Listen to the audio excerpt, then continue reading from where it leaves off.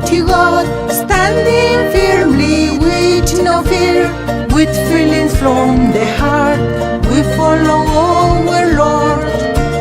Hundreds of years we've been oppressed, evils invaded, all along of peace, justice soon will arrive, freedom and peace from God. Kuya suyu, chincha suyu, anti suyu, kunti suyu, our sadness has to end, liberation has arrived. Kuya suyu, chincha suyu, anti suyu, kunti suyu, our sadness has to end, liberation has arrived.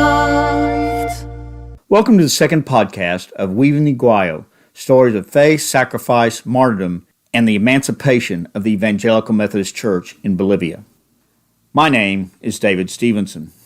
Before we get to the stories of all those Methodist individuals that you all want to hear, I need to spend a few podcasts on the context and historical background of Bolivia, what Bolivians call the Bolivian reality. As I learned in seminary, you really can't understand an event unless you understand the context in which those events happened. There's an old saying which goes, history is written by the victors, and they always make the winners look better than they were. The history of the conquest of South America, which has been taught in most Bolivian schools, has been written by the descendants of the Conquistadors. They portray it as a glorious victory by the valiant Conquistadors conquering for God and Spain and the opportunity to convert the heathen Indians and bring them to civilization. So we will begin the story of the IMB with the conquest of South America by the Conquistadors. The Conquistadors not only took the land, they took their faith, their history, and their religion, which attached the indigenous people to their land. Of the oppression of the indigenous peoples by the Conquistadors and their descendants who ruled Bolivia with an iron fist for over 400 years.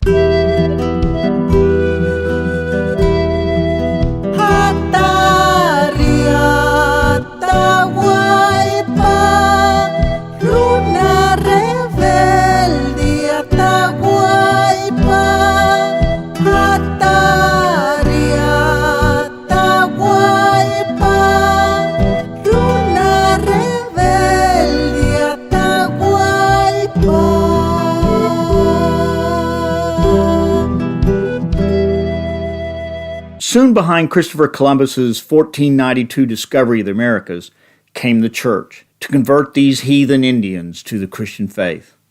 South America is by far the most Christianized and baptized continent in the world. There are two very different interpretations of the evangelization of South America.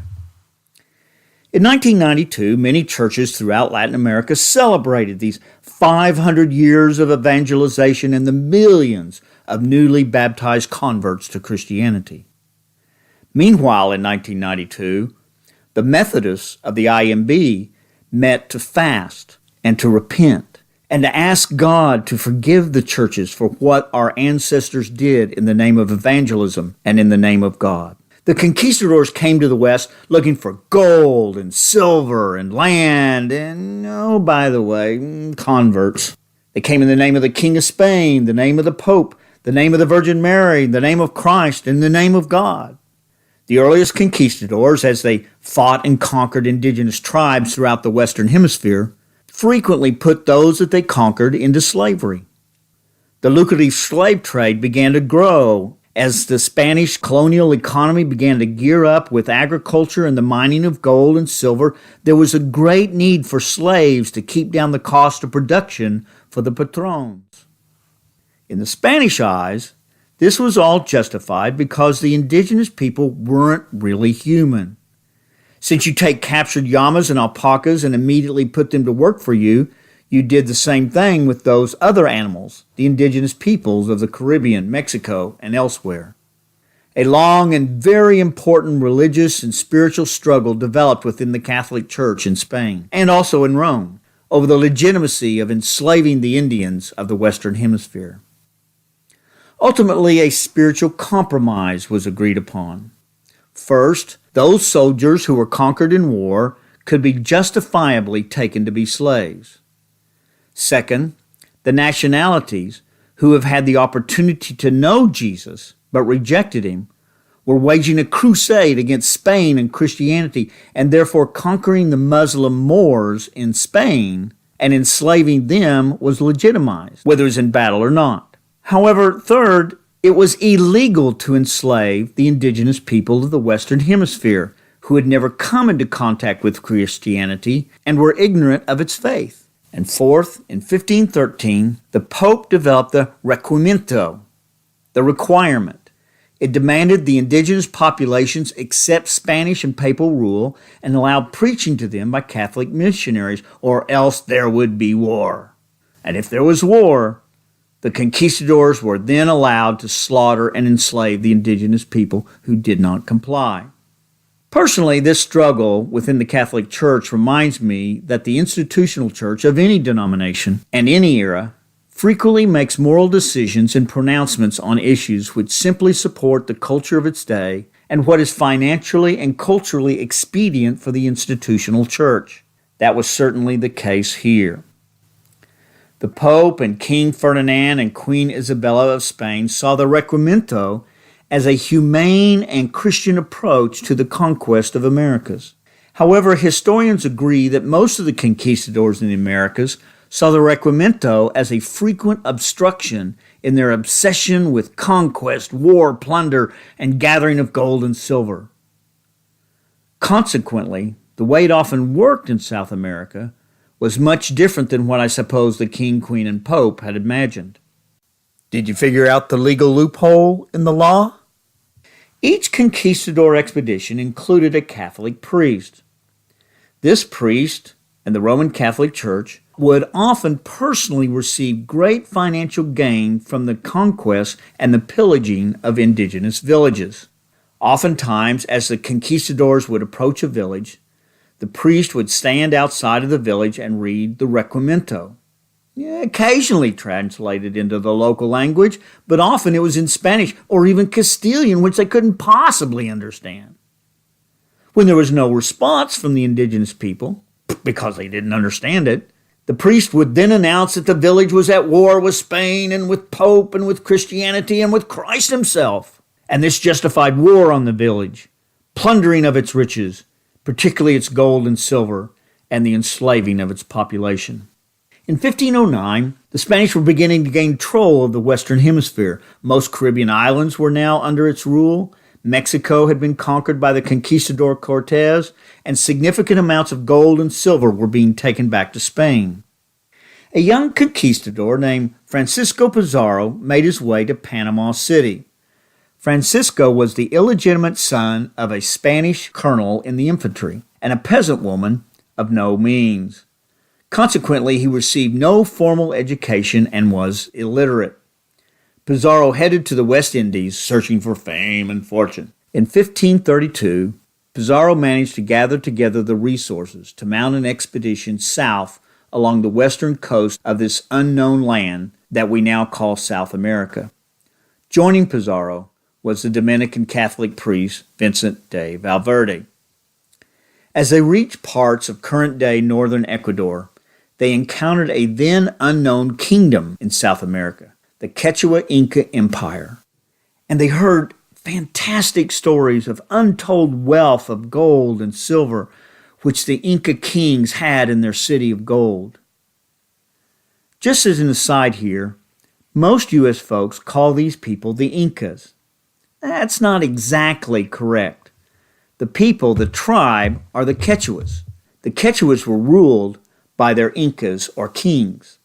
There were only 14 Incas of the Quechua people. Therefore, in my podcast, I'm going to call it the Quechua Inca Empire. This will also help as we begin to discuss the IMB and its Aymara and its Quechua populations. During this time, they discovered that the Quechua Inca Empire was struggling. First and foremost, the European disease of smallpox was ravaging the empire. Brought over by the Spaniards, it spread like wildfire throughout Central and South America. And even though the Quechuas had no contact with the Spaniards, they must have contacted smallpox through trade with tribes in northern South America and Central America. Tens of thousands of the Quechua were dying each year from smallpox by the time Pizarro arrived, and it dramatically weakened the empire's military strength. The Europeans, who had lived with smallpox for centuries, had built up immunities to it, and only a few conquistadors fell to the disease. Second of all, the Spaniards heard that the Quechua Inca Empire had just completed a bloody civil war. The Inca Huayna Capac had died in Quito, possibly from smallpox, and a civil war had broken out between two of his sons, Huáscar and Atahualpa. By 1531, Atahualpa had won the civil war and executed his brother, but the nation still had divided loyalties and troubles as a result of the war. Pizarro saw an opportunity here. He received some reinforcements from Panama and began a march with his expeditionary force toward the Quechua Inca capital of Cajamarca. The army included 106 foot soldiers who were armed with muskets and steel swords and steel-tipped spikes, along with 62 horsemen and 2 small cannons. The Inca Atahualpa sent an emissary to visit with them and gauge the threat that they imposed to the empire. The envoy was greatly impressed with the Spanish weapons, and he was amazed at these new impressive animals, the horses, which accompanied the conquistadors. But ultimately, the envoy saw no great threat from this small 168-man army. The first meeting between Atahualpa and Pizarro was quite peaceful. Nothing of significance was talked about. The conquistadors came in peace. They lined up very ceremoniously before the Inca and greeted him. But the truth was, both sides were simply evaluating each other's military might. It appears that Atahualpa had a sinister plan and was setting a trap for the conquistadors. He would invite the Spaniards into the plaza of Cajamarca and meet peacefully with Pizarro. In fact, he offered the Spaniards housing in the longhouses which surrounded the plaza of Cajamarca. Undoubtedly, Atahualpa saw this as a way to get the small Spanish army surrounded by his 80,000 troops. At the meeting, he would really be judging the strength of these foreigners and was planning on capturing them with his huge army located around the city. But Pizarro had similar thoughts. Pizarro would persuade Atahualpa to submit to him, Spain, and Rome, or, if this failed, there were 2 other options to consider.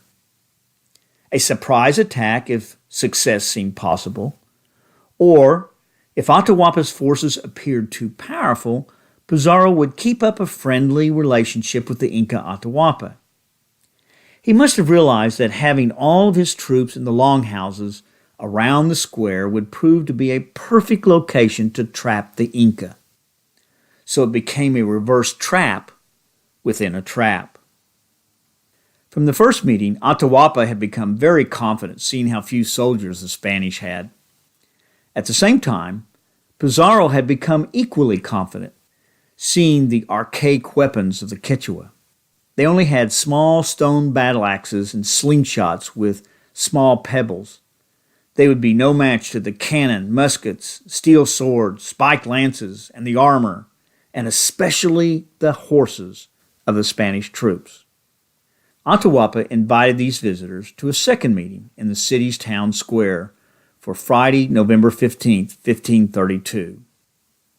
It was to be a great celebratory feast at Cajamarca to celebrate Atahualpa's victory over his brother. Atahualpa would wait a few days after the grand celebration before he attacked Pizarro. Well, Atahualpa apparently began celebrating early. He had apparently been drinking indigenous beer all day because witnesses said he was quite drunk when he arrived. It must have been an incredible show. Atahualpa was carried into the plaza of Cajamarca on a huge litter made of gold, silver, and adorned with parrot feathers, carried by 80 lords. This was followed by 4 other lords carried on litters and hammocks. Atahualpa also brought 5,000 to 6,000 men wearing decorative clothing. But just in case, underneath their clothing, they carried their stone battle axes and slingshots with bags of stone. When this huge processional reached the plaza, they were surprised to find no Spaniards. The conquistadors were safely hidden behind the walls of the long houses which surrounded the plaza, but they were in full battle gear. Then rather dramatically, the Dominican friar Vincent de Valverde emerged from one of the longhouses, accompanied by an interpreter. Valverde invited Atahualpa to come inside and dine with Pizarro. But Atahualpa knew it was a trap. Atahualpa instead demanded the return of everything that the Spanish had stolen and plundered since they had landed. Most eyewitness accounts by individual conquistadors, sometimes later, said that Valverde never did actually deliver the requerimiento as required by Spanish law. However, he did speak about Christianity, calling upon Atahualpa and others to convert. Valverde then presented Atahualpa with a breviary, which is the Catholic prayer liturgy book, which includes scriptures, prayers, and hymns. Valverde said, "This is the book through which our God speaks." Now, for the Incas, there were no books, no written language, no understanding of the written word. For Atahualpa and the Quechuas, God spoke to them through the wind, the rain, the thunder. It was in the birth of a child and the beauty of the Andes that they heard God speak. It was the changing of the seasons and the miraculous harvest where they saw the handiwork of God. And when they looked to the sky, there above them was the ever-present Southern Cross with its perfect geometry. Atahualpa had heard God speak many times in his life through many different mediums. So he picked up the breviary, placed it to his ear, and said, "I want to hear the words of your God from this book." After a few minutes, he, of course, heard nothing. Atahualpa threw the breviary down and said, "I hear nothing. Your God cannot speak." Valverde shouted, "Heretics!" and quickly ran back to safety, waving his hat. That was the sign for the Spanish to attack. Pizarro's cannon and muskets began to fire on the Quechua troops, followed by an attack of the horsemen and the infantry on the unsuspecting Quechua soldiers. The soldiers panicked with the noise and the deadly fire of the cannon and the muskets, and they ran in fear of these huge, strange, and scary animals, the horses on which Pizarro's men rode. Perhaps as many as 7,000 Quechuas were slaughtered that day in the name of the King, the Pope, the Virgin Mary, of Christ, and of God. Pizarro himself led the charge on Atahualpa and captured him after killing those 80 noblemen who were carrying Atahualpa and turning over his litter. And not one Spanish soldier died. Not one.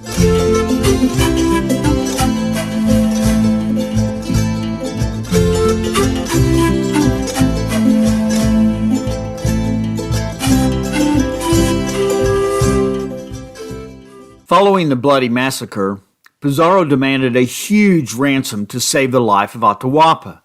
3 rooms, 22 feet by 17 feet, had to be completely filled, 2 of the rooms with silver and 1 with gold. The Quechua people complied and filled the rooms with spectacular pieces of gold and silver, but Pizarro simply stole the treasure and continued to hold on to Atahualpa as a way to control the Quechua. But soon Atahualpa became a liability instead of an asset for Pizarro. So a trial was quickly performed, which found Atahualpa guilty of murdering his brother Huascar and of heresy. The penalty for heresy was to burn Atahualpa at the stake. However, the Quechua Inca beliefs were that if anyone was burned to death, their soul would be burned up with the body. Atahualpa pleaded for a different form of execution.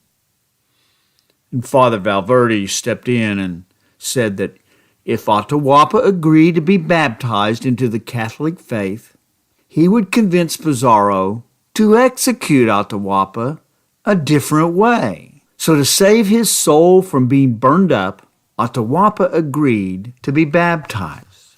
And Atahualpa became the first native South American to become a Christian. In a solemn spiritual worship service, the Roman Catholic priest Valverde asked Atahualpa, "Dost thou renounce Satan and all his works?" To each of these questions, Atahualpa replied, "I do renounce." The priest then said, as a part of the ritual, "As you keep the covenant you made at baptism, the Lord will bless you for your faithfulness. Some of the blessings you will receive are the constant companionship of the Holy Ghost, the remission of your sins, and the privilege of being spiritually reborn." And then the priest baptized him in the name of the Father, and of the Son, and of the Holy Spirit. And as Atahualpa rose from his knees, behind him, under the direction of Father Valverde and the Conquistador Pizarro, a soldier stepped up, wrapped a rope around his neck, and strangled him to death. This event set the tone for 500 years of violent evangelization of South America.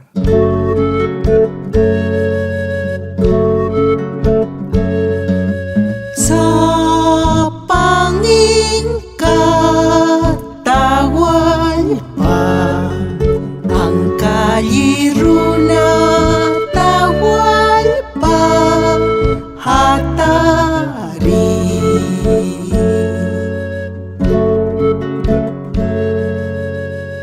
Pizarro ransacked Cajamarca, destroyed most of the city, and killed thousands of men, bringing the end to the Inca Empire in less than a week.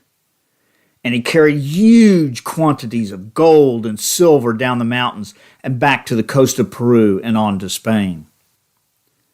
From that time on, whenever the conquistadors came to a village, they would look to see if there was a lot of gold or silver in the village. If there was, or if they needed more slaves to work for them, the priest would read the requiremento on the outskirts of the town in Spanish or Castilian. When there was no response, the priest would pronounce the village as heretics and at war with the Spanish crown and the Pope and with Christ himself, and this was immediately followed by the massacre, enslavement, and plunder of the village. If, however, the village was poor and had nothing worth stealing, and if the conquistadors didn't need any slaves, they would gather the people together and read the requiremento with an interpreter, requiring all those in the village to be baptized immediately.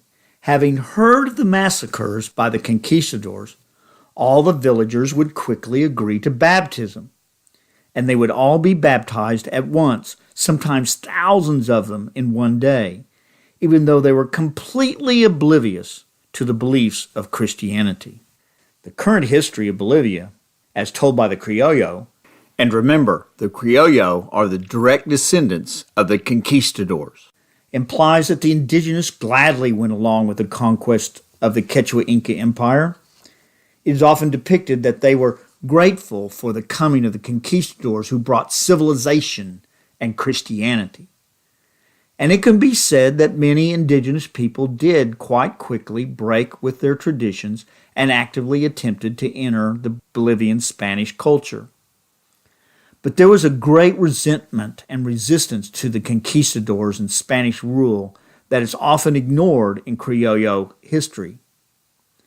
There were over 100 revolts by the indigenous against the Spanish in the 18th century, but unfortunately these were often local and mostly uncoordinated revolts which could easily be put down by Spanish colonial troops.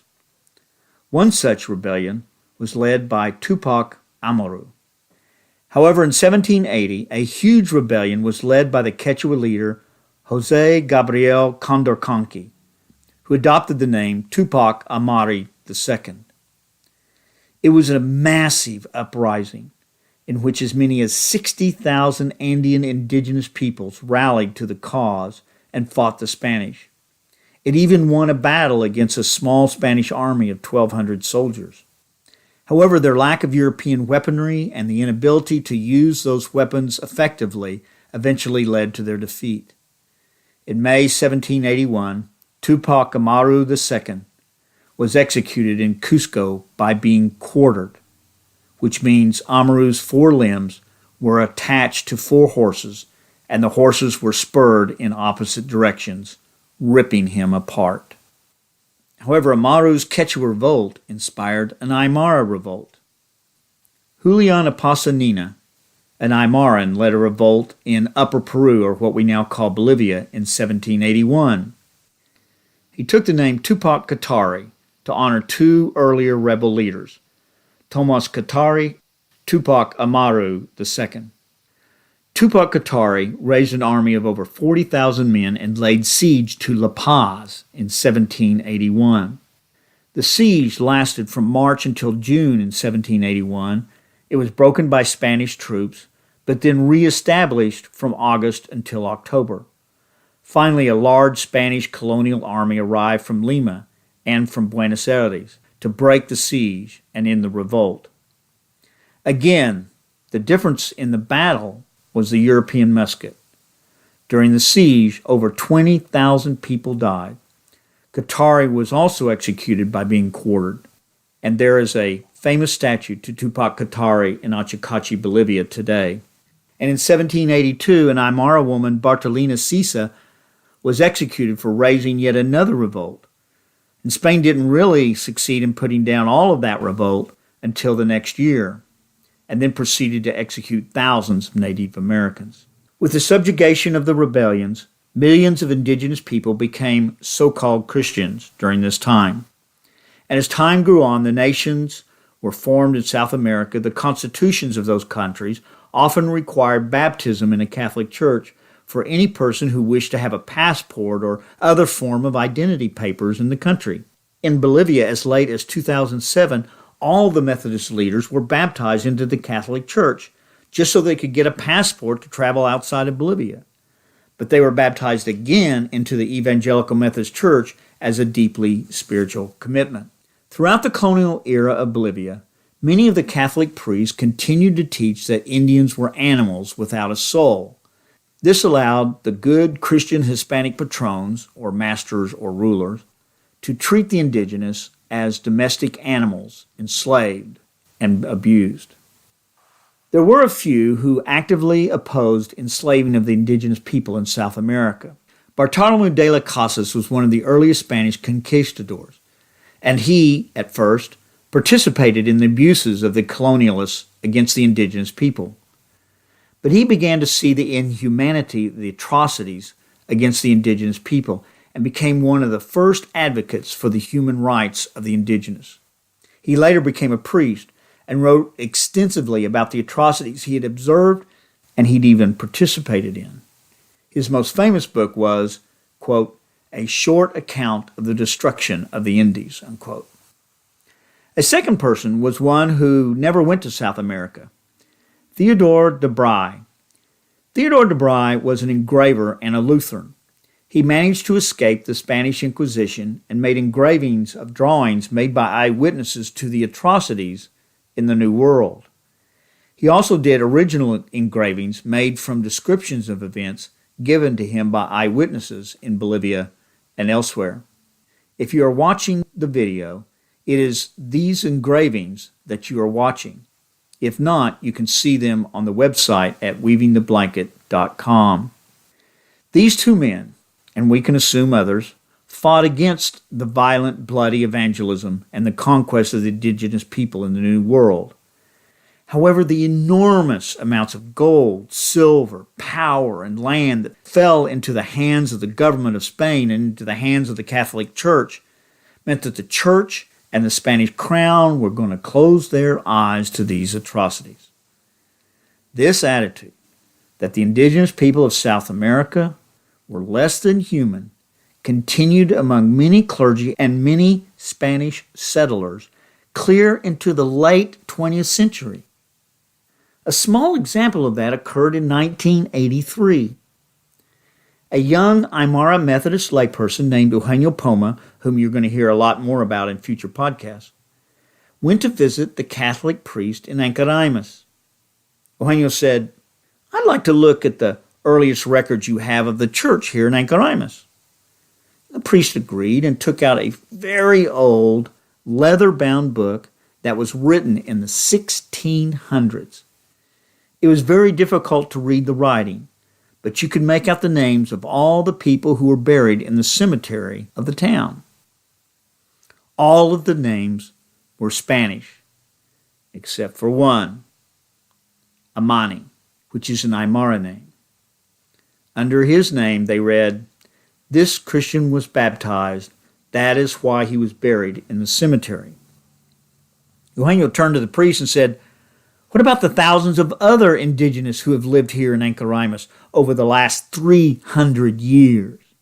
Most of them were baptized. Were they just abandoned like animals and left unburied?" The priest said, "More or less. That's just the way it was." For the next 473 years after the murder of Atahualpa, conquistadors and their Hispanic descendants ruled Bolivia, the Aymara, the Quechua, the other indigenous people, with an iron fist. It wasn't until the dramatic election of 2005 that the indigenous people once again ruled themselves. And so it was that in 1992, the Methodists gathered to beg forgiveness from God for the millions murdered and even more enslaved, all under the guise of 500 years of glorious evangelization.